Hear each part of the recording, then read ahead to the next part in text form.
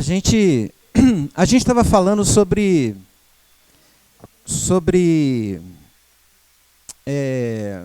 a diferença, né, entre os sinóticos. Então, os sinóticos são Mateus, Marcos e Lucas, e João. Aí você falou, né, que o Evangelho de João trata de outras coisas. Sim, mas isso não explica, né, a diferença. O que explicaria a diferença foi o que o irmão aqui falou, né, a questão de ótica, verdade. Porque os evangelhos sinóticos, eles têm uma estrutura muito própria. E a gente pode até dividir essa estrutura em 3 partes dos sinóticos: Mateus, Marcos e Lucas, que seria preparação para a missão e a morte e ressurreição de Cristo. Os 3 pegam essa divisão tripartida, e toda a estrutura desses 3 se encaixam, se enquadram dentro dessa estrutura. Então, a preparação para a missão, tanto Marcos, Mateus e Lucas vão tratar do batismo e da tentação de Jesus, é a primeira parte. A segunda parte é a missão na Galileia e arredores, e a terceira parte é a ida de Jesus para Jerusalém, para ser preso, ser crucificado, morto e ressuscitar. Então, os 3 dividem e se organizam, os 3 se organizam com esta mesma estrutura. João não. João não entra nessa estrutura. João não trata desses temas nesta organização. O Evangelho de João, ele não está organizado desta forma. João, ele ora Jesus está na Judéia, ora Jesus está na Galileia, ora Jesus está na Galileia, na Judéia. Ele não separa isso muito bem. O Evangelho de João é um evangelho mais teologizado. É um evangelho mais recente para nós. Ele data já do final do 1º século. Então é um evangelho, comparando-se a Marcos, que foi o evangelho mais antigo, o primeiro a ser escrito, o Evangelho de João é um evangelho mais tardio em relação a Marcos. Então é um evangelho mais teologizado. Por isso você falou a divindade de Cristo. Não é a divindade de Cristo necessariamente, porque a divindade de Cristo só vai ser discutido nos concílios do 3º e 4º século. Então, séculos depois que vão se discutir a divindade de Cristo. Mas o Evangelho de João, um exemplo simples. Por exemplo, o Evangelho de Marcos, ele nem retrata a infância de Jesus. Ele já entra na preparação para a missão, que é o batismo e a tentação. O Evangelho de Mateus, ele retrata não só a infância, mas ele retrata a descendência de Jesus. Mas ele faz uma descendência a partir de José. De José até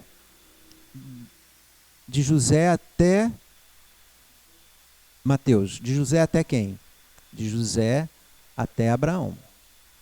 E Lucas, ele retrata essa descendência, mas é mais uma ascendência, porque vai de Adão até José.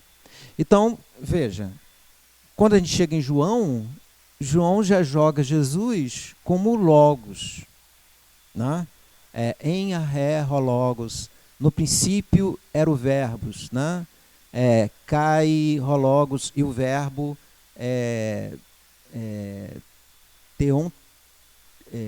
telteon, e o verbo era Deus. Em telteon, era Deus. Então veja que João, ele já dá uma outra dimensão, ele já teologiza aquilo que para Mateus, Marcos e Lucas eram apenas dados concretos. João teologiza esses dados concretos. Por isso que João é carregado por essa teologização de simbolismo o tempo todo. Então é um evangelho que ele sai do esperado, quando o assunto é sinótico. Às vezes não dá para colocá-los dentro de uma mesma coluna e analisá-los. Aí a ideia sinótica que você se referiu da ótica. Você coloca Mateus, Marcos e Lucas e João. É difícil você fazer esse enquadramento, esse encaixe, né? Então, João o tempo todo ele tá dando uma ideia simbólica, né? A gente encontra 7 sinais no Evangelho, né? A gente até leu aqui sobre os sinais, no capítulo 11, lembra que a gente leu? Os sinais que ele dá, por isso que a gente deve matá-lo. E são 7 no Evangelho de João, porque 7 sempre tem ideia de completude. Então, e os sinais, na realidade, algumas versões colocam como milagre, né? O milagre de transformar a água em vinho. 7 sinais. O 7, ele tem uma ideia dentro da hermenêutica judaica de completude, de algo que é perfeito, o número 7. Então, 7 sinais, Jesus, a ideia da de ser o Messias, ele manifesta isso de forma completa. O primeiro foi transformar água em vinho. Ele não diz milagre, ele diz que aquilo foi um sinal. A gente chama de milagre, mas é um sinal. E assim sucessivamente. Na realidade, a palavra é semeium, né? Sinal. É um sinal que é dado. Então, é o tempo todo. Então, a água que é transformada em vinho no capítulo 2, só para a gente fazer essa diferenciação. No capítulo 3, é Nicodemos que pergunta, né, o que fazer. Né? Jesus já diz, é preciso nascer da água, né, e do Espírito. No capítulo 3, no capítulo 3 é Nicodemos. No capítulo 4, é a mulher lá no poço, né, em que Jesus fala para ela, né, que daria água da vida, sempre essa relação água. Aí no capítulo 5 é o tanque de Betesda, o cara que está esperando o movimento das águas, e Jesus desconsidera isso e diz para o paralítico, pegar a cama dele e andar, e assim sucessivamente. Né? Então, a ideia simbólica ela é bem forte. O que representa a água, o que cada sinal representa para a manifestação do Messias. Então, por isso, o Evangelho de João, por isso, entre outras coisas, ele tem que ser analisado diferentemente de Mateus, Marcos e Lucas. Por isso, Mateus, Marcos e Lucas são chamados de sinóticos. Olha, João, ele foi escrito no final da década de 90, mais ou menos por aí. Mateus e Lucas entre a década de 70 e 80, e Marcos na década de 60, por aí. Tá? Lembrando que Marcos, nem Mateus, Marcos e Lucas não foram discípulos de Jesus, é de uma outra geração. Marcos é o primeiro evangelho a ser escrito, né? Ele não era discípulo de Jesus, mas é o evangelho que Pedro nunca escreveu, né? Porque Marcos era filho na fé de Pedro e ele vai redigir o evangelho a partir da fala de Pedro. Muito obrigado. Depois você lembra do ponto, tá? Quem traz água para o professor vai ganhar um ponto. Vocês não sabiam disso? Eu já revelo para vocês. É um conceito novo. Já anuncio, Diga.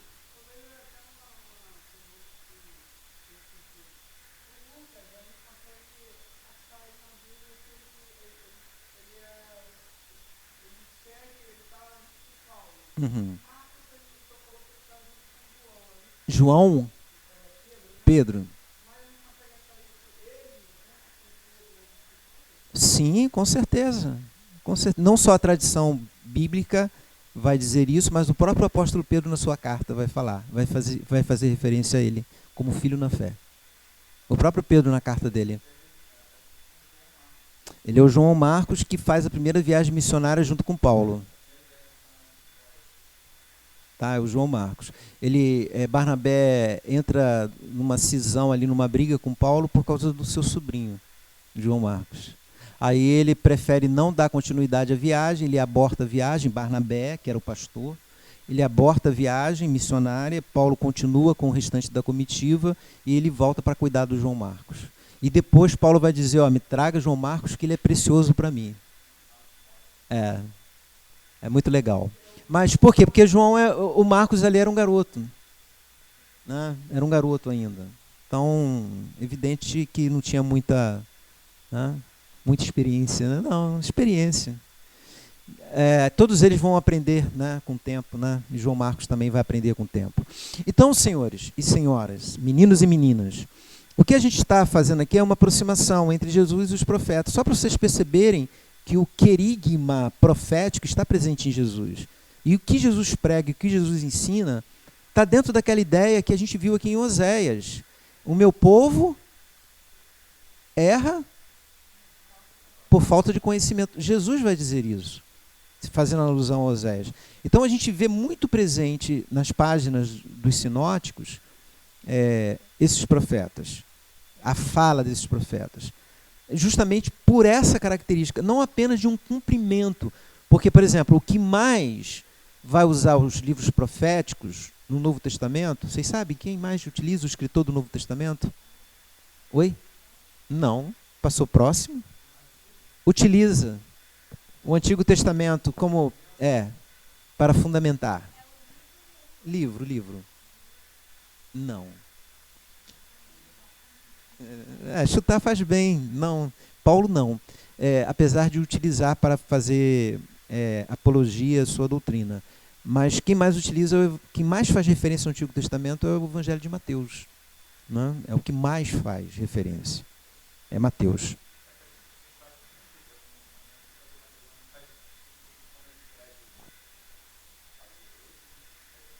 Ele escreve para os judeus, né? Isso.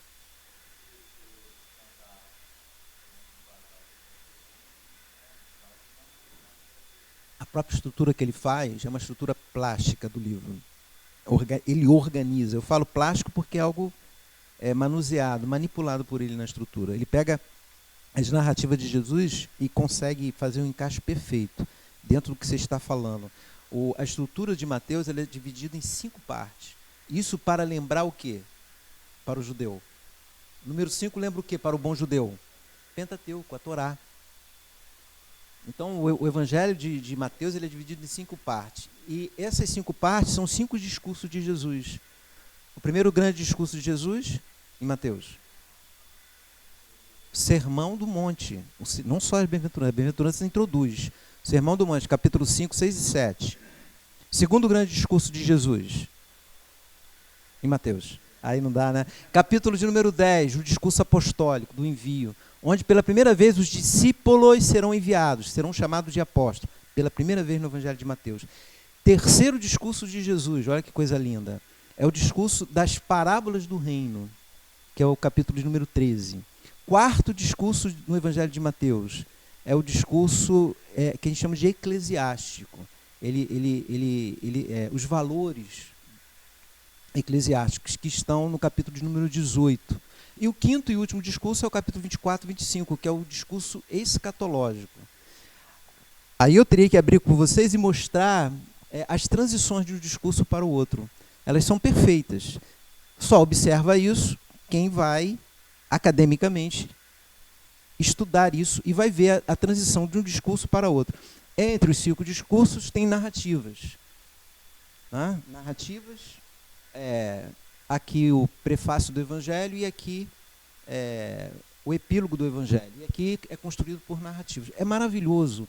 A organização do Evangelho de Mateus é algo espetacular, é assombroso. Mas por que eu estou colocando isso? Porque o tempo todo a ideia dele é fazer alusão ao Antigo Testamento, porque ele precisa mostrar que Jesus era o Messias. Por isso que o que mais utiliza os profetas para mostrar que Jesus é o cumprimento, é Mateus. Mateus faz isso. O primeiro grande discurso aconteceu em que lugar? Sim, mas em que lugar? Numa planície? No monte. Por quê? Por que Jesus sobe ao monte? Ele está fazendo alusão a quem? A quem que ele está fazendo alusão? A Moisés. Moisés sobe ao monte. Só que Moisés sobe com quem ao monte? Sozinho, porque o monte é santo, só ele que podia subir. Josué e o irmão dele só vai a uma parte. Na outra parte, Moisés fica sozinho para receber o quê? Oi? Não está totalmente errado. Ele sobe a uma parte, mas lá eles têm que ficar. E só Moisés que pode dar continuidade para receber a lei. Jesus sobe a montanha com quem? Capítulo 5, versículo 1. Multidão e os seus discípulos. Ele não dá nenhuma lei, mas ele vai falar dos valores do reino, a ética do reino de Deus. Tudo que os profetas, dentro da linha dos profetas, tá? Que Jesus vai no seu primeiro grande discurso. Quando Moisés desceu do monte, o que aconteceu? Sim, Sim, sim. E as pessoas podiam se aproximar de Moisés? Por quê? Exatamente. Quando Jesus sobe do monte, o que ele faz? Capítulo 8, versículo 1. Jesus desce do monte. Quem desce com ele? A multidão que subiu, os discípulos, evidente. Mas qual foi o primeiro contato com a sacralidade eterna de Jesus? Fazendo uma referência a Moisés com todo o seu... Quem toca nele, em Jesus? Capítulo 8, versículo 1. É só ler aí. Quem tocou em Jesus? Quando Jesus desce do monte. Olha, Mateus faz isso provocando. Não, não é a moça, não. O leproso é o pior. É o simbolismo do pecado. Dentro do código sacerdotal que eu expliquei para vocês, que é o livro de Levítico, o leproso está entre os imundos. É gente que não presta, ele tem que dizer de longe: aqui vai um leproso, porque ninguém pode se aproximar dele. Ele tem que manter distância das pessoas. E quem toca no Jesus Santo que desce da montanha depois de dar os valores do reino, olha, eu estou fazendo comparação com o Antigo Testamento. Eu não, Mateus. Ele está querendo o quê? Provocar quem? Os judeus. O leproso toca em Jesus, Jesus permite ser tocado e Jesus toca no leproso. Isso é impossível, pela lei isso é proibitivo. Não podia fazer isso. Sim, Jesus toca e deixa ser tocado. O que isso quer dizer? O que Mateus quer dizer? O tempo todo Mateus está trabalhando essas questões. Só que a gente para aqui, porque senão aí vai virar a aula de Novo Testamento dos Evangelhos.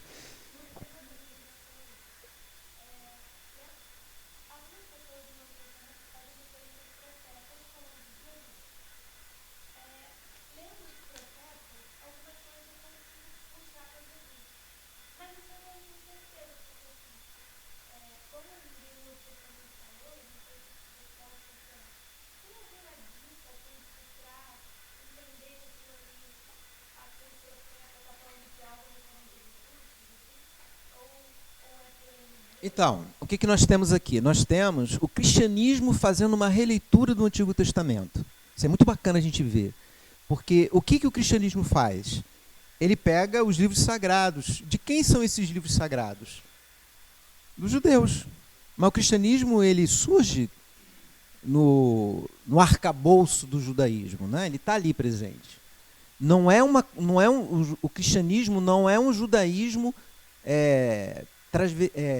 transformado, não. O cristianismo ele tem toda uma novidade, mas é ali. Tanto é que os discípulos, inclusive Jesus, também era judeu.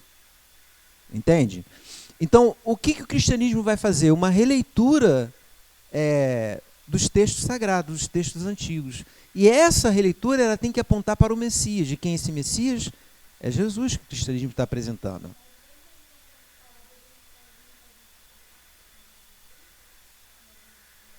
Sim, com certeza, mas aí você precisaria conhecer bem o texto que você lê. A gente pode falar por exemplo, o que o cristianismo faz com Isaías capítulo 7. Isaías capítulo 7 é um livro maravilhoso, é um capítulo maravilhoso que vai falar do Emanuel. É uma questão ali que é uma questão toda política, somente política, somente política. Né? Havia uma coalizão sírio-efraimita. O Reino do Norte tinha se unido à Síria para acabar com o governo da região da Assíria, que era o grande império na época. E o rei de Judá foi convidado para participar dessa coalizão política. Então, o Reino do Norte se aliou ao governo sírio, formou uma coalizão, veio para Judá, para chamar o rei de Judá, para participar dessa coalizão contra o Império Assírio. Aí quem aparece no cenário? O nosso amigo Isaías, que ele vai lá na cara do rei e vai dizer, olha, capítulo 7, aí só lendo, vamos rapidinho ao capítulo 7? Isso, perfeito.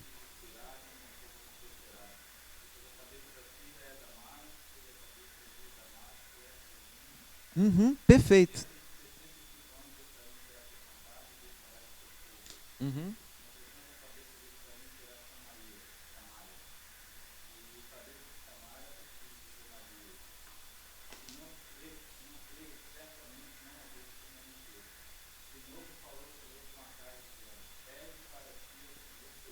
sinal. Semeion, em grego. Presta atenção. Pede para ti um sinal. Qual era de Acais? Acais não queria entrar na coalizão, ele não queria. Mas se Acais não entra na coalizão, Ciro Efraimita, o que o pessoal iria fazer? Os dois reis já tinham planejado de tirar Acais do poder e colocar alguém em Jerusalém, né, para fortalecer essa coalizão. Acais não quis fazer parte dessa coalizão. Mas Acais também não quis o sinal que o profeta Isaías daria para ele, que Deus estaria com ele. Acais, ele fez o mais improvável, o mais absurdo dos absurdos. Acais, rei de Judá. O que ele faz? Ele não aceita o sinal que é dado, mas mesmo assim, Isaías vai dizer, ó, você querendo ou não querendo, aqui está o sinal.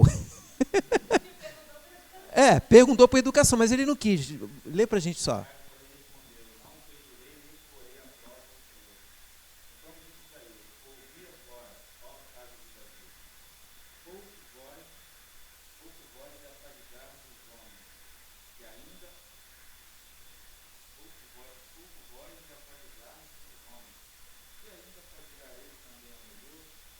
É aquela mesma. A gente já leu algo semelhante assim lá em Amós ou Miqueias, né? Cansa o povo e também cansa Deus. E é muito legal, só para a gente trabalhar essa questão aqui, que a gente vai entrar daqui a pouco nela, que a nossa relação com Deus, o homem e Deus, é uma relação não somente verticalizada. É por isso que os profetas, eles de vez em quando eles voltam a isso.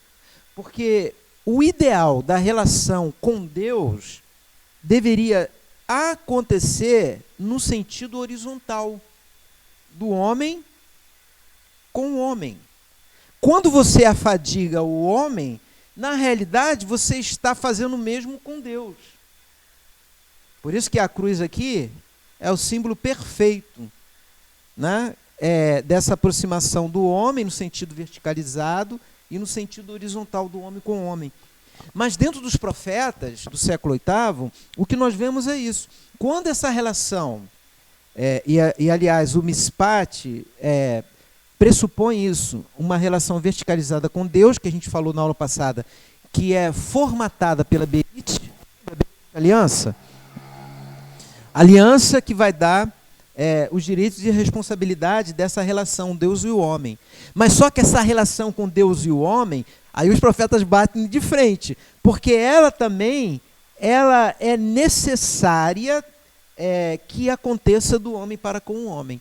Então, se com Deus está tudo bem, mas com o outro está tudo errado, então alguma coisa está de errado, né? Aí, indo lá no Novo Testamento, aí eu pego o próprio João nas suas cartas, né? A gente se torna mentiroso, né?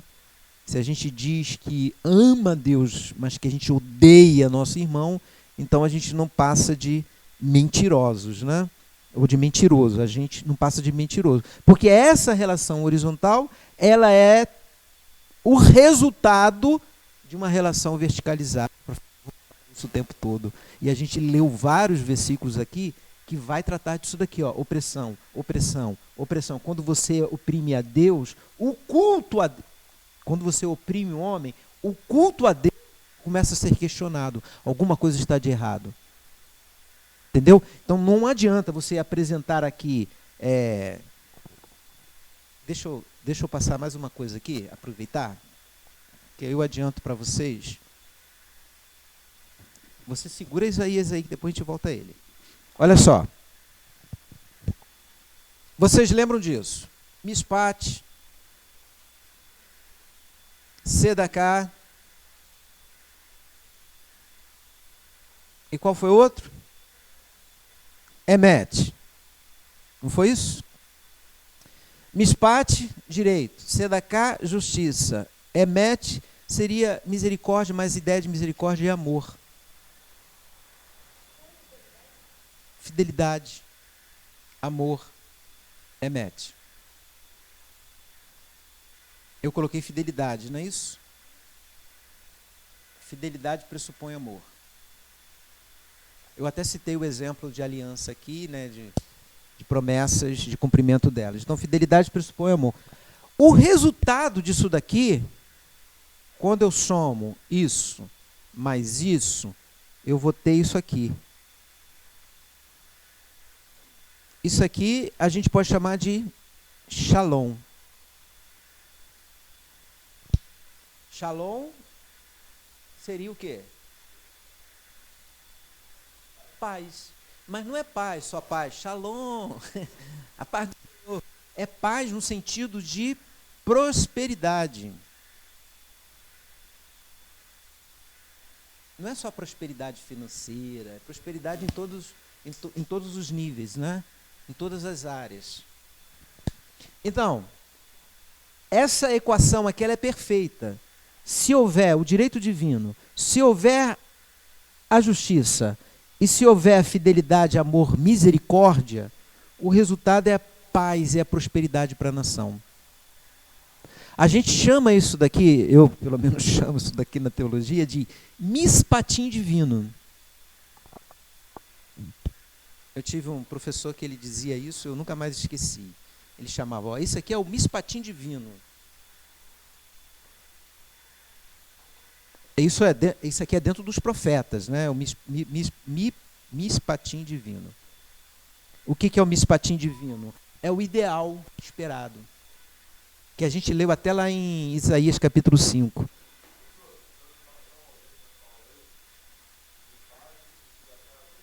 Mispate, direito. Sedaká, justiça. E é a somatória disso tudo. O mispatim é o resultado dessa justiça, desse direito e desse emet, desse amor, fidelidade.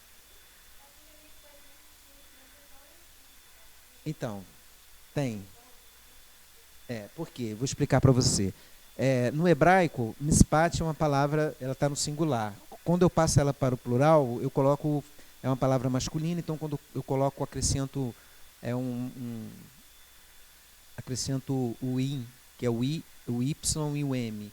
É o final próprio de masculino plural. Então, mispatim significa, na realidade, o direito divino na sua concretude. Digamos assim, no seu plural, na pluralização desse direito divino. O que seria a pluralização desse direito divino? A justiça, a misericórdia, a fidelidade, o amor. Por isso que a gente pode dizer, então, mispatim, aí no plural, direitos divinos, ficaria meio estranho falar assim. Então, mispatim no plural significaria essa relação idealizada pelos profetas, como a idealização que mais se enquadraria na perspectiva divina, para o rei e para o povo. Não, eles não usam esse termo.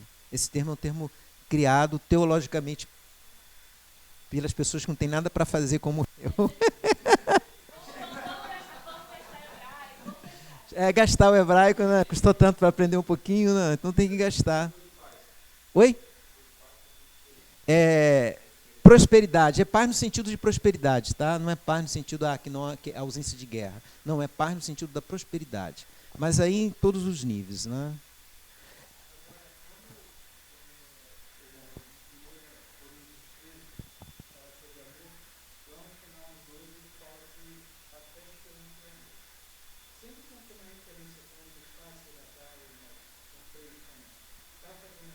Olha, essa relação triuna aí foi sua, que você que fez e achei legal.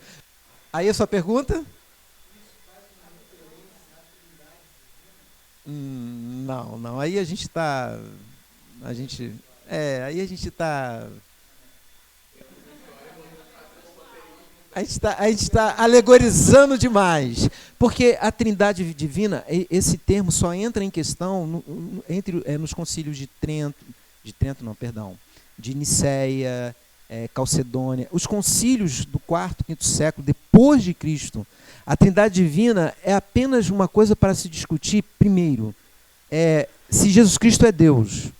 A ideia era se Jesus Cristo era Deus, só isso. Aí começa a discutir se Jesus Cristo era Deus. Ok, se Jesus Cristo é Deus, e Deus é Jesus Cristo, aí entra um terceiro elemento, que é o Espírito Santo, mas a Bíblia fala do Espírito Santo. Então é uma terceira pessoa, então o que era diuno passou a ser triuno, então agora tem uma terceira pessoa. Aí fecha o Pai, o Filho e o Espírito Santo como essa suposta trindade divina. Tá? Então, mas não tem nada a ver com fé, amor e esperança, mas eu gostei de fé e amor e esperança entre Mispat, Sedaká e Emet. Eu achei legal, porque dá para fazer uma relação nisso daí. Mas o que eu quero dizer para vocês é que esses profetas estão trabalhando isso. E isso é o que resulta o ideal. Aí a gente volta, então. Vamos voltar a Isaías, capítulo 7. A leitura. Por onde você parou? Isso.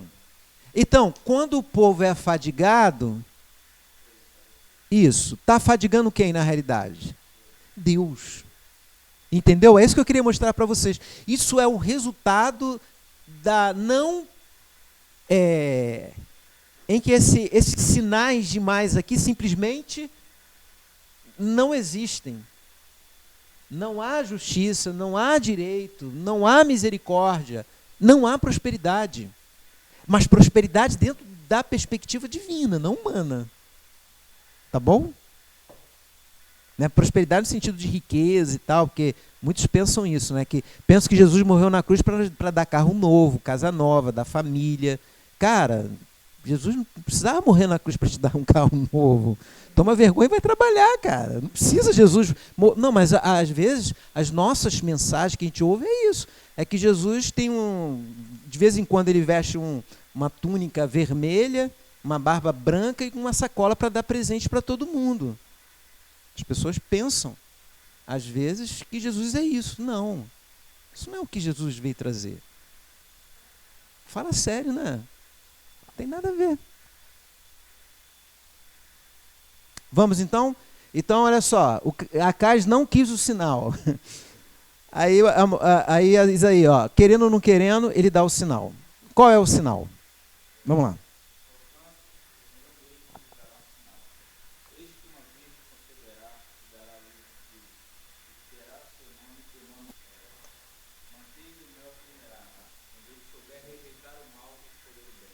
Para por aqui só rapidinho.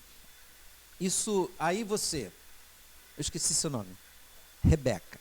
Aí Rebeca está lendo e quer entender Jesus Cristo dentro dessa perspectiva. Tem dificuldade quando você lê isso? Aqui é óbvio, né? Mas não para eles. Essa coisa que você fala óbvio, é óbvio para nós cristãos, que já faz uma leitura dentro dessa perspectiva. Mas o judeu não faz essa leitura que a gente faz. Sim, mas porque o Novo Testamento que faz referência. Não é aí que faz referência ao Novo Testamento. É outra coisa que é óbvia, né? Não entende. É uma forçação. Por quê? Olha só, eu vou dar um sinal para você. Aí eu vou dar um sinal, pensa comigo, este sinal tem que acontecer em vida. Eu tenho que ver esse sinal para ver que de fato Deus esteve comigo. Porque aqui foi uma rejeição de Acais, né? Que Deus cuidaria desta situação. Acais, ele toma um outro rumo. Ele vai buscar, eu falei, a coisa mais absurda, Acais vai buscar ajuda, sabe de quem? Dos assírios. Lembra que a luta era contra, a coalizão era contra os assírios? E Acais não quis entrar, mas também não quis saber do sinal de Deus. E qual era o sinal de Deus? Que Deus iria protegê-lo. Mas aí Deus agora, através de Isaías, vai dar um sinal. O sinal é que a Virgem, a palavra grega aqui, aí é outra história, que a gente precisaria fazer uma exegese, né? Porque o Novo Testamento, Mateus vai pegar isso daí, mas vai pegar o texto grego. E vai usar para falar da Virgem, Maria, né? Mas a palavra virgem, aqui eu esqueci, vou lembrar o termo hebraico para esse termo virgem, significa uma mulher que está preparada para dar à luz. Exato. Betular, lembrei da palavra hebraica, viu? Betular. Betular é uma mulher que já pode casar. Não necessariamente que ela seja virgem, mas o grego, a versão grega traduziu betular com o mais próximo que tinha no grego, né? E o mais próximo aqui se encaixou como virgem. Não, uma mulher preparada já para uma relação sexual. Entendeu? Então, mas o que é de interessante aqui nesse texto é que o profeta diz esta mulher. Ele coloca um pronome demonstrativo para identificar. Então, parecia que esta mulher estava ao lado do rei. E é evidente que este sinal tinha que ser o rei ainda em vida, para ver esse sinal que ele rejeitou Deus, né? Mas o que diz aí? Fala desta mulher? Esta virgem, né, na realidade, né? Não, antes, um pouquinho. Esta. Ah, tá. Aí não está identificando. É, é, é. Na realidade, tem um pronome demonstrativo aí que não consta nas versões que vocês estão lendo. Mas, o que eu quero mostrar para vocês, que houve aqui uma denúncia política e o profeta, e isso é próprio de Isaías, porque Isaías era um profeta palaciano, totalmente diferente de Amós. Enquanto Amós, qual era a profissão de Amós? Boiadeiro. E Isaías está no palácio. Isaías tem livre acesso ao rei, mas não trabalha para o rei. Ele não é um daqueles profetas do rei. Ele tem livre acesso, talvez pela família dele, né? Ele é um cara do palácio, mas ele é chamado por Deus para exercer essa função. Veja que ele não tem, ele tem um dom da profecia. Não, dom de profecia é coisa do Novo Testamento. Não tem nada a ver com dom de profecia. Né? No capítulo 6 ele vai dizer, ele tem uma visão, que ele vê os céus e ele vê lá um diálogo, né? E ele se propõe, né? Ele se coloca à disposição, né? Eis-me aqui, né? Se colocando à disposição. Então o Senhor separa ele para exercer esta missão. Tá? Qual é a missão? Anúncio e denúncia. É o que ele vai fazer e vai fazer muito bem. Alguma pergunta sobre isso? Deu para entender aí como que o profeta Isaías entra dentro do palácio, coloca o dedo na cara do rei, né? Dá um sinal mesmo o rei não querendo.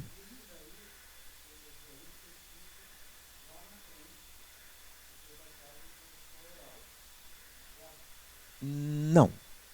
Mais ou menos. Uhum. Ótimo. Então vamos lá. Lembra que eu falei que qual é a característica desses profetas individuais? Escritores. Eles anunciam e denunciam, mas são escritores, eles escrevem. O livro de Isaías é um livro tripartido.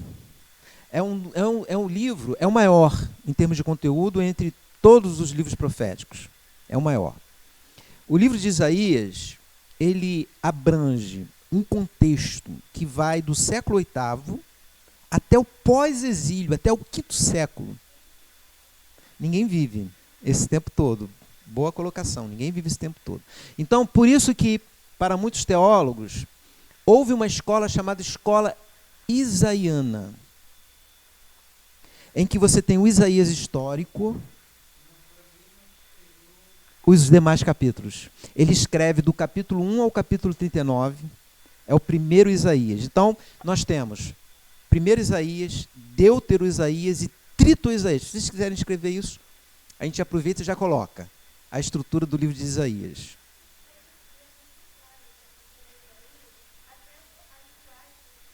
Perfeito. Vamos falar sobre isso. Perfeito. Alguém disse para você? Ah, perfeito. Maravilha, Rebeca. É exatamente isso. O capítulo 1 ao capítulo 39, aí vocês podem colocar, porque esse quadro aqui não dá nem para apagar, né? A gente tenta apagar, mas dá mais trabalho para apagar. Ele se recusa, não quer sair, né? Olha só. Então eu vou colocar aqui. Vou chamar de proto. Proto-Isaías. Então seria o quê, o proto-Isaías? O primeiro Isaías. Eu falei que ele vai do 1 a 39. Esse proto-Isaías, ele é o Isaías histórico. Quando eu digo que ele é o Isaías histórico, o que eu estou querendo dizer? Não, é porque é a pessoa de Isaías. É o indivíduo, é o sujeito. Ele estava lá dentro do palácio. Ele começa a escrever. Ele é o escritor. Só que ele não escreve todo o livro. Há uma escola isaiana. Lembra de uma escola paulina? Quem disse que Paulo escreveu todas as cartas que são dadas a ele? A gente tem. Até começar. Depois faz seminário e estraga tudo, né? Era tão bom. A gente era tão inocente, era feliz, né?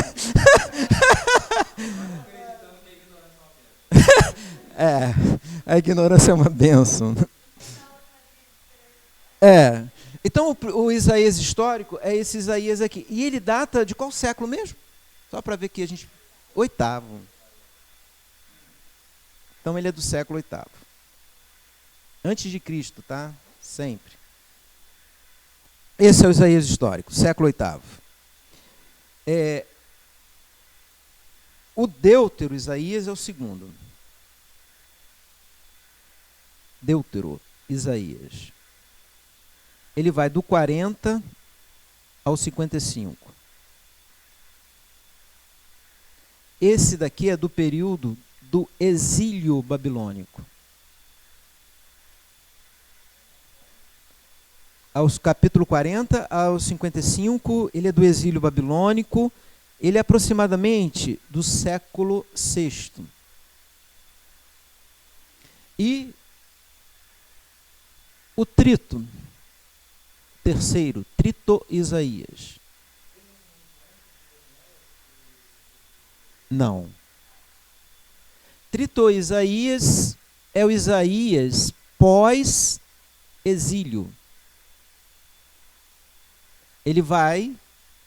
O Trito Isaías, ele vai do 56 ao 66. Por que trito? Terceiro.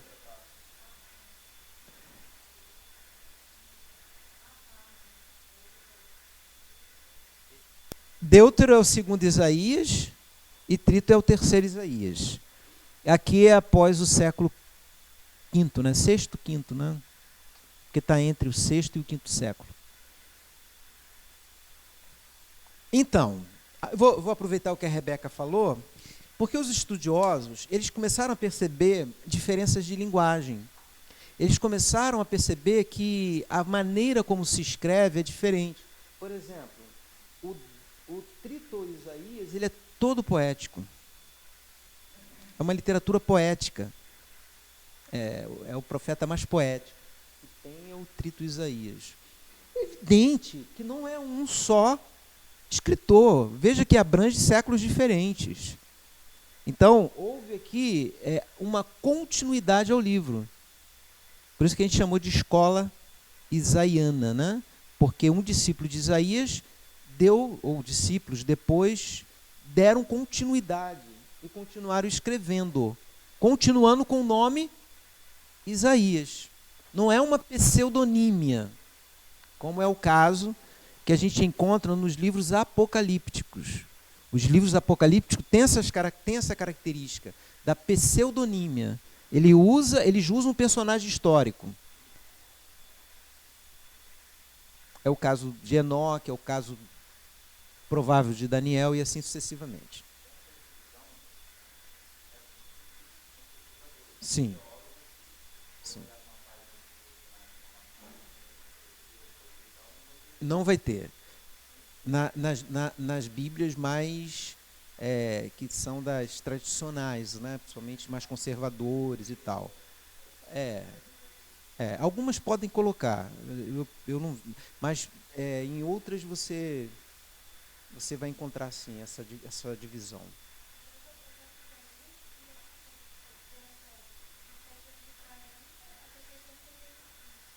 Então, é só a figura do profeta. É o tempo bem, mas o Isaías histórico, mas aqui é uma continuidade. Aqui trata do período do exílio o tempo todo. todo. A teologia do exílio está aqui, a ideia de salvação está aqui, né? Essa ideia aqui é a ideia de esperança. O Trito Isaías trabalha o tempo todo a esperança. Que é o retorno dos deportados que foram levados para o exílio. O Trito Isaías vai trabalhar isso daqui. São escritores de épocas diferentes. Todos eles, Isaías. Alguns vão dizer assim, os mais conservadores, né? Os teólogos mais conservadores, não, porque Isaías previu tudo isso, né? Aí, para aceitar isso, a gente tem que fazer um esforço bem grande, né? Como o único que escreveu tudo isso, ora de formas diferentes, épocas diferentes, tratando questões totalmente diferentes, daqui para aqui, são questões totalmente diferentes. Aqui é o pré-exílio, aqui é o exílio, aqui é o pós-exílio. Isso aqui é praticamente o profetismo veterotestamentário que a gente está trabalhando. Olha aí. Eu falei profetismo vetero antigo, testamentário. O profetismo veterotestamentário está aqui, olha, bem trabalhado nessa perspectiva do Isaías. Porque você tem uma parte pré-exílica, você tem uma parte do exílio e você tem uma parte do pós-exílio, que foi o exílio babilônico. E você vê nuances aqui perfeitas. A teologia do exílio, você vê aqui no Deutero Isaías de forma muito peculiar. Eu falei sobre salvação, mas não é só salvação. Salvação aqui, lembra que eu falei que é dado concreto? Salvação aqui é esses que estão lá no exílio, né? E a esperança de retornarem. Aqui eles já retornaram para a terra. Exato. Voltar para a sua terra. Desterrados. Aqui tem a ideia, por exemplo, do exílio, tem a ideia da universalidade de Deus. De Deus não ser o resultado de uma madeira esculpida. Isaías vai dizer isso. De uma madeira esculpida. Parte da madeira você aquece a comida que você vai comer, né, faz de lenha, e a outra parte você faz uma escultura de uma imagem. E depois que você comeu, Isaías falando, você se dobra diante daquela, se curva diante daquela imagem. Isso daqui já é a ideia daquilo que a gente na primeira aula tratou aqui. É a ideia teísta. É a ideia teísta. A gente vai encontrar no Deutero Isaías. Ele vai trabalhar esse teísmo. Só há um Deus. Isso é no período exílico. Aqui esta ideia já está formatada. E eu vou explicar por que isso para vocês. Diga.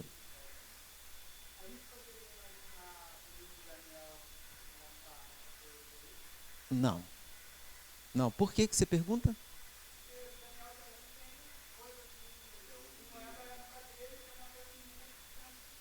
Não. É o contrário. Esse é o ex-eventus. Já ouviu falar nessa expressão latina? Ex-eventus.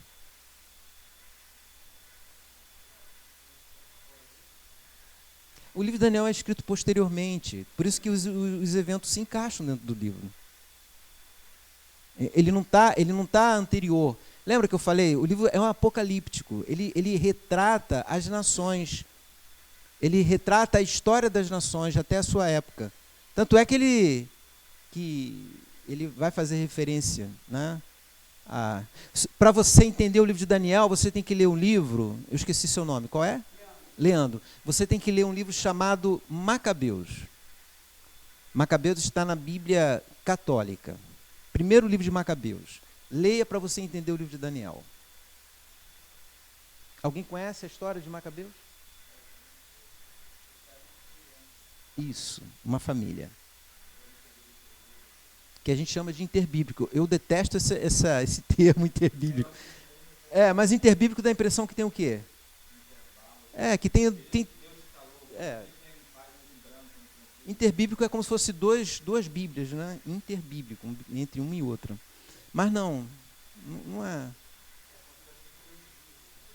Atende, depois eu espero você voltar, só para falar para você. Deus nunca deixou de falar. Deus nunca deixou de se revelar. E o período dos Macabeus é um período drástico da história.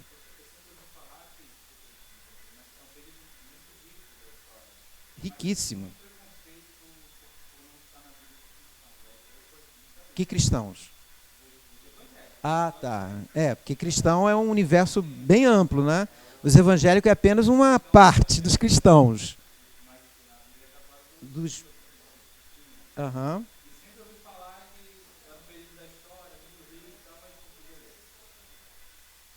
Vocês sabem por que não pode ler? Vocês sabem por que não podem ler? Por que esses livros são chamados de apócrifos? Por exemplo, Macabeus. Quem foi? Já vou eu fugir da nossa matéria, mas é necessário. Quando que aconteceu o primeiro cânon sagrado? Aproveita e pergunta. Tanakh. Perfeito. A Tanakh. Eu não falei da Tanakh, não. Não, esse é do Novo Testamento. Do Antigo Testamento. O Antigo Testamento foi fechado no final, aproximadamente na década de 90. Eu vou explicar o que aconteceu. Acompanhe comigo, estamos em Jerusalém, o negócio está pegando fogo. Lembra de Judas, chamado Galileu? Um revolucionário lá da Galileia? Faz o caos em Jerusalém. Chega o Império Romano e com o general na frente destrói. Olha, há um caos na cidade de Jerusalém. E por último ele destrói o templo. Alguns fariseus, presta atenção, zelosos pelas escrituras sagradas, né? Os livros sagrados, a Torá, Nebiim, Ketubim. O que esses fariseus pegam? Eles pegam esses rolos e antes, eles já estão diante, aí os romanos vão destruir o templo. E eles tiram esses rolos do templo e vão para uma cidade chamada Âmia. É uma cidade litorânea, a mais ou menos, não sei, 10, 15 quilômetros de Jerusalém. Eles vão para o litoral, para a cidade, uma cidadezinha, e lá, com o tempo, os fariseus, eles começam a fazer aquilo que a gente chamaria de canonização dos seus livros sagrados. O que os motiva a fazerem isso? Primeiro, culpa dos cristãos. Por quê? Porque os cristãos estão com umas cartas aí, chamadas de carta aos Gálatas, Evangelho de Marcos, e estão dizendo que esses livros têm o mesmo peso de sagrado com a Torá. Olha que absurdo. Esses cristãos lá estão dizendo isso. Então os fariseus, espera lá, a gente tem que separar esse negócio. O que é sagrado e o que não é sagrado. Então eles começam a diferenciar. Por isso, porque os cristãos estão chamando os seus livros de sagrados na mesma medida que os livros do Antigo Testamento, que a gente chama de Antigo Testamento.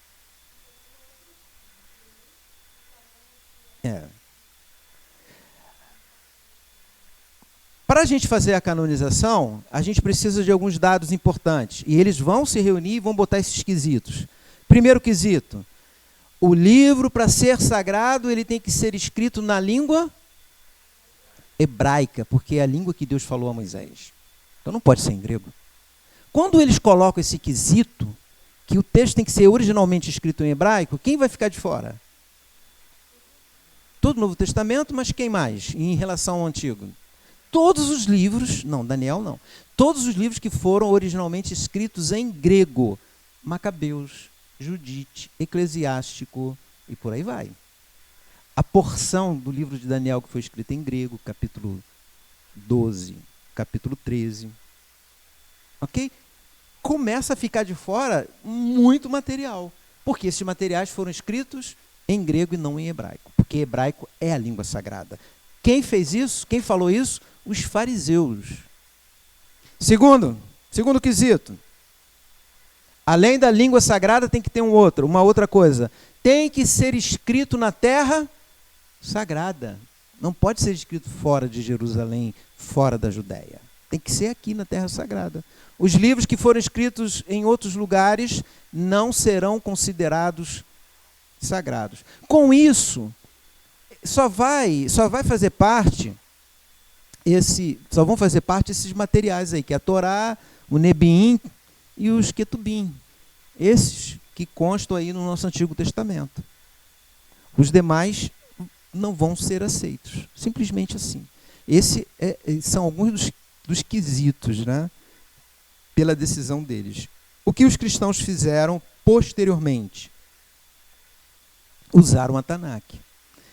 Os cristãos usavam tudo. Jesus Cristo usava todo o Antigo Testamento. Paulo chega a dizer que toda a Escritura é divinamente inspirada. Ele estava fazendo referência a quem? Todos esses livros, que inclusive nós deixamos de fora. Porque ele não fala, ele fala toda a Escritura. Ele não está se referindo a Tanakh, porque a Tanakh ainda não existia. Ok? Ainda não existia. Porque só vai existir a canonização lá pelos anos 90. Então, quando Paulo diz toda a Escritura é divinamente inspirada, é evidente que ele está se referindo a toda a literatura sagrada que eles têm como sagrada. Não, mas aí a gente está supondo demais. Supondo que Paulo esteja supondo, aí é demais. Mas, de qualquer forma, você vê que é uma questão apenas mais política religiosa, né? É porque os livros de Macabeus têm alusão, culto aos mortos. Ora, o judaísmo o tempo todo tem culto aos mortos. O judaísmo o tempo todo, até hoje. Quando fala culto ao morto, parece que é uma coisa ruim. Não, é a memória. Os judeus guardam a memória dos seus antepassados. Vou fazer uma pergunta para você. Me diga o nome do seu bisavô paterno. Não, paterno não sabe. Fernando? Ok, você, me diga, a sua bisavó materna. A bisavó. Não dá, cara. A gente não guarda isso porque não é cultura nossa. Agora, se você rever essa história, se você, digamos, fazer um culto aos seus antepassados, porque culto para a gente é um antepassado, isso soa como uma coisa meio idólatra, né? Para a gente é ruim, mas no judaísmo não, a memória dos antigos, dos antepassados. Você ia perguntar?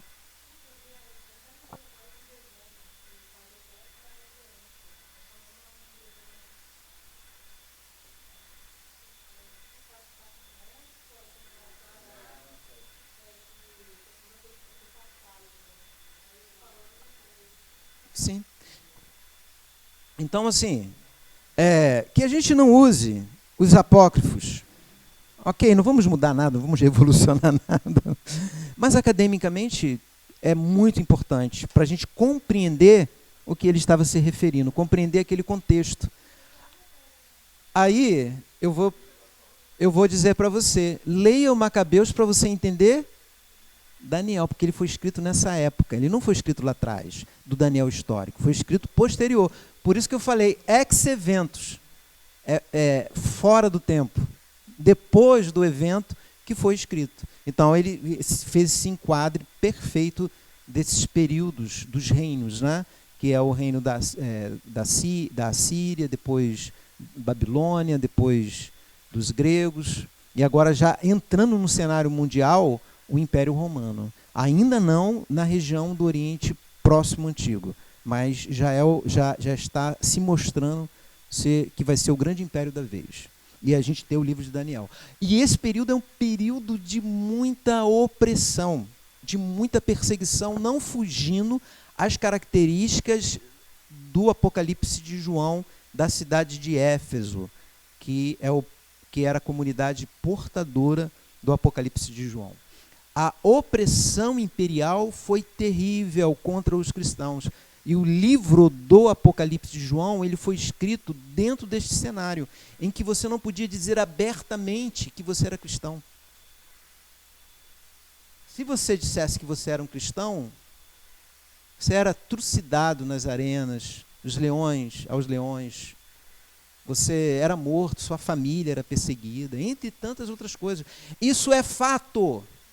Isso é fato, é fato, é fato. Aí eu estava até conversando com um colega aqui, que é preciso ler a literatura apocalíptica dentro do período que lhe é próprio, o período que ele foi escrito. Daniel precisa ser lido no período dos Macabeus. Aí você vai conhecer um cara chamado Alexandre Antíoco Epifanes III, se eu não me engano. O cara é um rei Seleucida, um rei grego que está reinando em Judá.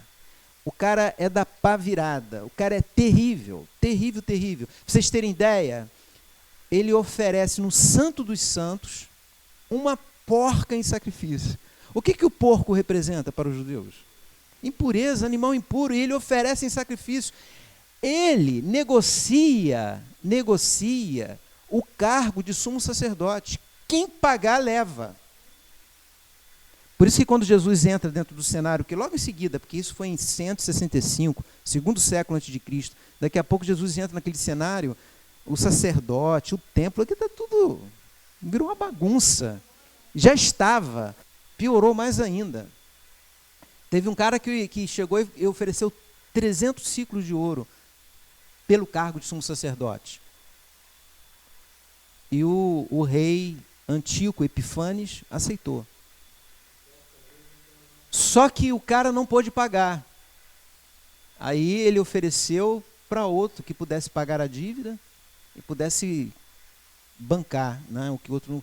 Por que alguém vai comprar o cargo de sumo sacerdote por uma fortuna, por uma quantia exorbitante? Por quê? Porque o Santo dos Santos era um banco. Lembrou? Era quase um... Ah, então ele aprendeu isso comigo. Ele foi meu aluno. Era o banco.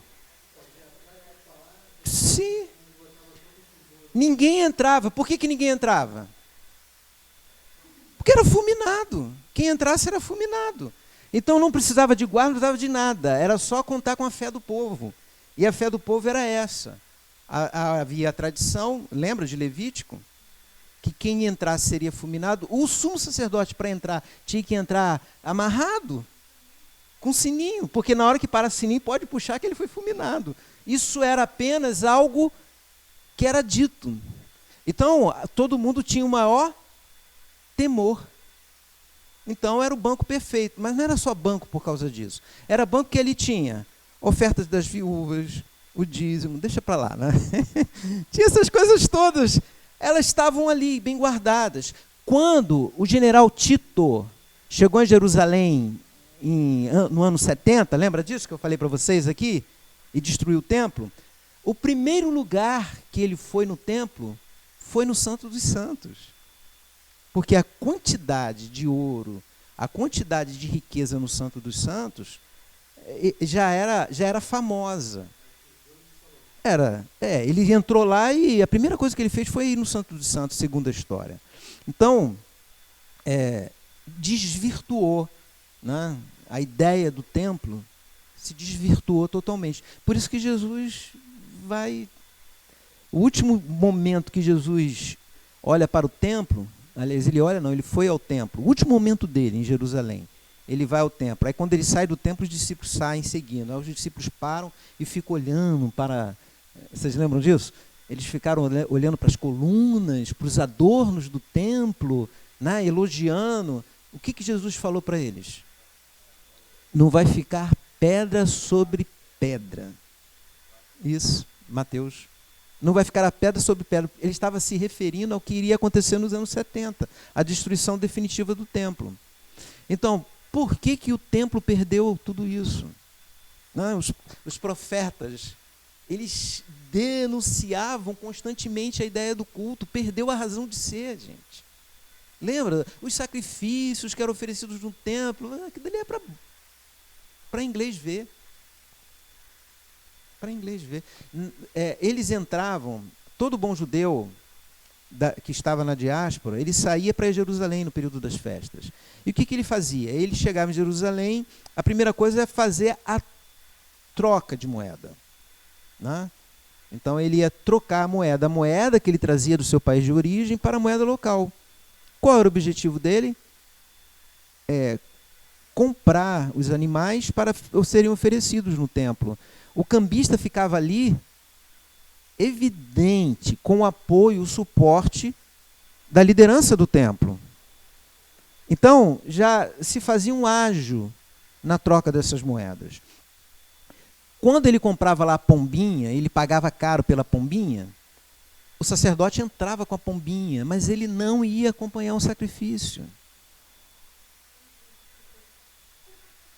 A pombinha, o carneiro... Eu não disse isso, você que falou, mas é por aí. Não é à toa que quando, no capítulo 21 de Mateus, Jesus chega no templo, ele vai com aquelas bancas de cambista, aquela venda de animais, ele vai dizer, isso aqui é casa de oração, deveria ser, né? Mas não, é de ladrão, e é ladrão mesmo. É ladrão, o templo perdeu o seu ofício, e os profetas trabalharam incansavelmente apontando para isso. Isso ia chegar no momento, ia chegar no dia. E foi o que aconteceu. Tudo bem? Não está nada bem, não. Mais 5 minutinhos para a gente encerrar, porque eu tomei o horário de vocês, né, e eu vou concluir. Por isso que, quando eu falei aqui dessa relação verticalizada com Deus, ela só é plena quando essa relação ela se dá no seu sentido horizontal. Então, a ideia de culto era que, para que o culto fosse aceito diante de Deus, era necessário que dentro desse horizonte, né, homem para com o homem, aí seja aqui a liderança, seja o sacerdote, seja os palacianos, seja quem for, né, tivesse essa relação saudável, para que essa relação verticalizada, então, fosse efetiva. Ou seja, para que o culto a Deus, né, e o mispatim divino pudesse acontecer de forma cabal, era necessário que tudo isso, de fato, se efetivasse. O direito divino, a justiça, a fidelidade, amor e misericórdia com o emet, o shalom, a paz. Misericórdia, a palavra hebraica é hesed, H-E, 2 S, E e um D mudo. Hesed é misericórdia. Só que hesed significa, essa misericórdia quero, né, e não sacrifício. Hesed, a melhor, o conceito que a gente poderia dar para hesed, misericórdia, é a bondade divina que se transborda em amor. O que Deus esperaria então? Que a bondade humana também se transbordasse em amor. Isso seria misericórdia. Então, uma experiência que você vive da misericórdia divina na sua vida, deveria provocar em você uma experiência que você viveria de misericórdia para com o outro. Esse é o nosso grande problema, enquanto cristãos. Porque a gente diz que ama Deus, né? E se a gente não viver uma experiência do amor de Deus na nossa vida, como que a gente vai amar aquele que nos odeia? Se a gente não vive uma experiência de misericórdia de Deus na nossa vida, como a gente vai ter misericórdia daquele outro? Cara, se você não viver uma experiência de Deus na sua vida, não tem como você viver uma experiência de misericórdia e de amor em relação ao outro. E é muito fácil a gente viver uma experiência de amor com o outro que a gente ama. Mas é complicado viver uma experiência de amor com aquele que te odeia. Aí eu tenho que pegar Jesus dentro dessa linha, do Antigo para o Novo Testamento, nesse processo de transição. Quando Jesus fala dos valores do reino. Por exemplo, ele diz assim, lá em Mateus capítulo 5, eu vou abrir aqui, porque ele vai dizer o que os antigos diziam. Abram aí, Mateus capítulo 5. Olha, versículo de número 38, 5:28. O que está escrito aí? Mateus 5:38.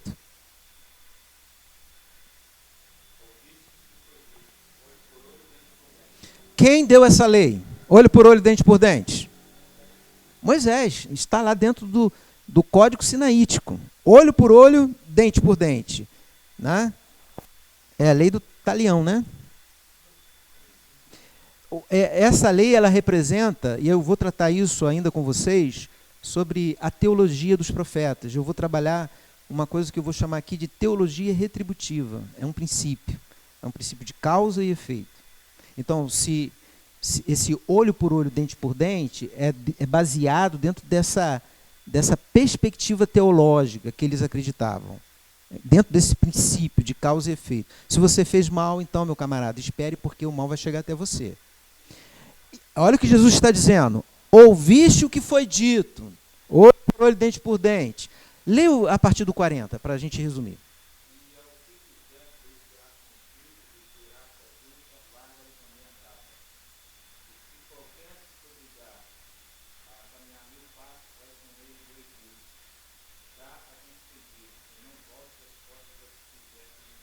Jesus dá uma ressignificação completamente outra essa ideia. Outro, diferente, é um novo paradigma, é um modelo diferente. Se antes é vingança, agora não. Cara, olha, eu acho isso daqui formidável. Quem ao que quer demandar contigo e tirar-te a túnica, você não vai dar sua túnica, você dá a capa. O cara vem levar seu celular, você dá o celular e ele leva a carteira. Isso é um absurdo. Dá para aceitar um negócio desse? Dentro da nossa lógica. Não dá, mas isso é uma lógica do reino. A perspectiva do reino é diferente. O que os profetas estão tratando dentro dessa relação horizontal é exatamente isso. É uma outra. Jesus Cristo, ele consegue trazer essas ideias dos profetas em termos relacionais de uma forma quase que inaceitável pela uma mente humana racional. E de fato, foge a qualquer princípio ético-moral esperado de qualquer sociedade no mundo. Foge mesmo. Mas esse princípio ético-moral é do reino, é o reino de Deus.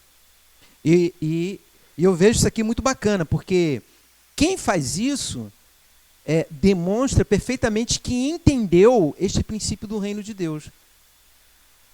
E não precisa ser um cristão para fazer isso. É uma atitude que a gente chama de uma atitude crística. Crística, referente a Cristo. É uma atitude crística, porque a gente, às vezes, está mais para dizer do que fazer. E nós, evangélicos, então, acentuamos demais, não só os evangélicos, né? Mas acentuamos o cristianismo, acentua demais a fala e tira a ação. Isso é um problema histórico para nós protestantes evangélicos, né?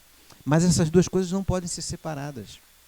A nossa fala tem que acompanhar a nossa ação, a nossa ação tem que acompanhar a nossa fala. Essas coisas não dá para separar, não dá. Tanto é que Jesus, quando termina o discurso da montanha, o primeiro grande discurso, o que ele vai tratar é exatamente isso, porque ele joga isso para o Antigo Testamento. Se você pegar capítulo 7, vamos fechar agora, capítulo 7, vamos lá. Mateus 7, Jesus fecha o discurso. Os dois fundamentos. Lê só o 24.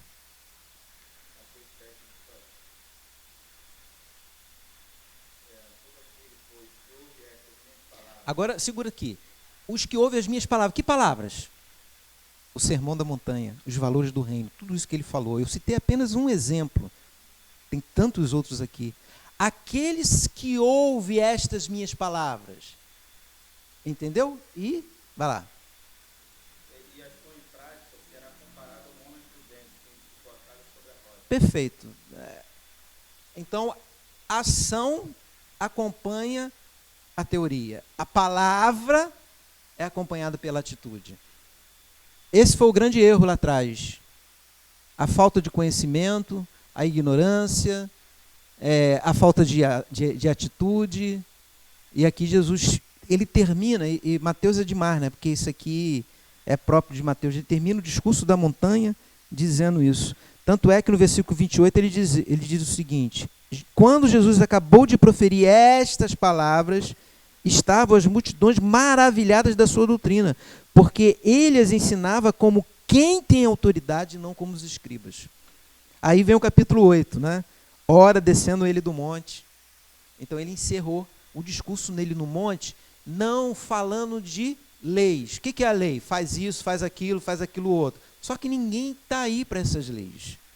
Mas ele fala, olha, teoria e prática.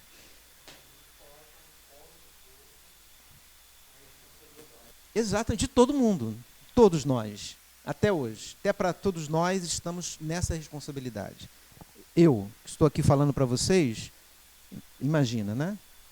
A minha prática tem que acompanhar aquilo que eu falo. Senão, fora. Alguma pergunta? Olha, hoje a gente foi lá, veio cá, mas a gente vai dando uma atualizada nos profetas com Jesus.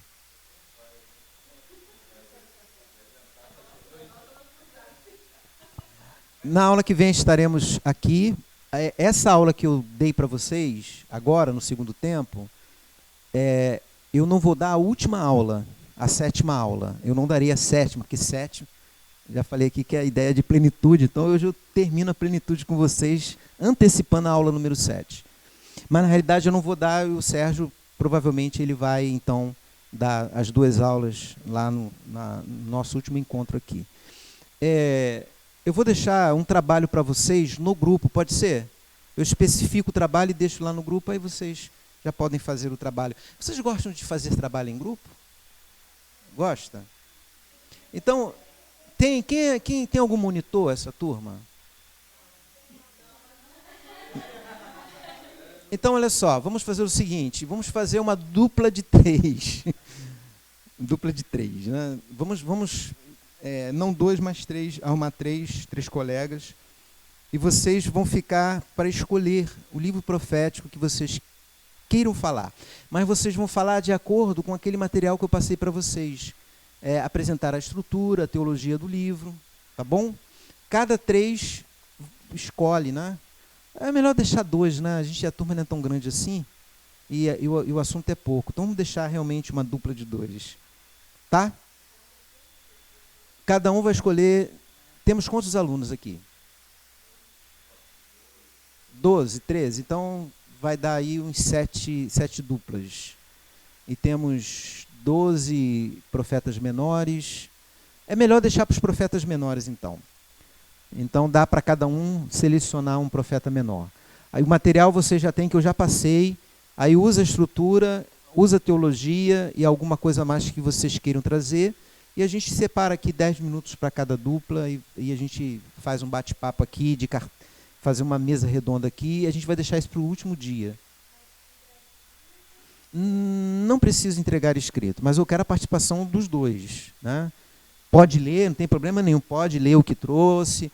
Não vou ler, vou falar. Vou botar aqui o slide, o que você quiser, tá bom? Mas tem 10 minutos aí para a apresentação do trabalho.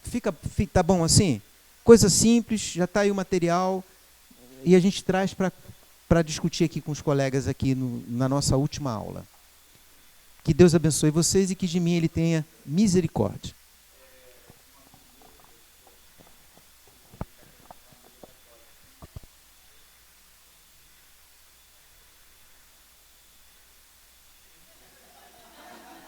Olha só, a gente tem a Bíblia.